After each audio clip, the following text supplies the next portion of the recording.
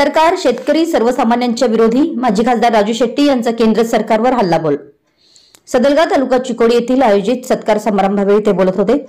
2000 साली सोयाबीनचा दर 4500 रुपये होता, तर डीएपीचे 50 किलोचे होते। 350 डीएपीचे 50 किलोचं पोत 350 रुपयाला मिळत होतं। यावर्षी सोयाबीनला 4500 दर मिळाला, तर डीएपी 50 ऐवजी 40 किलोची बॅग 1600 रुपये प्रमाणे शेतकऱ्याला मिळते। गेल्या 23 वर्षात सोयाबीनचा दर खालवलाय, पण रासायनिक खतांच्या किमती भरमसाठ वाढल्या आहेत।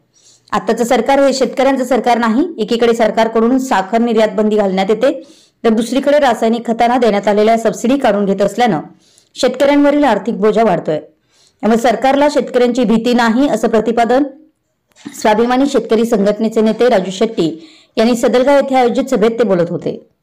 येथील जरीखान देवस्थान येथे सदलगा शेतकरी संघटना व समस्त शेतकरी बांधवांच्या वतीनं भव्य नागरी सत्कार सोहळ्याचं आयोजन करण्यात आलं होतं। या प्रसंगी ते बोलत होते। यावेळी स्वाभिमानी शेतकरी संघटना सदलगा अध्यक्ष पंकज दीपांना व सहकारी यांच्या वतीनं दरीखान ख्वाजा यांच्या हस्ते चांदीचे कडे व शाल श्रीफळ देऊन खासदार राजू शेट्टी यांचा सत्कार करण्यात आला।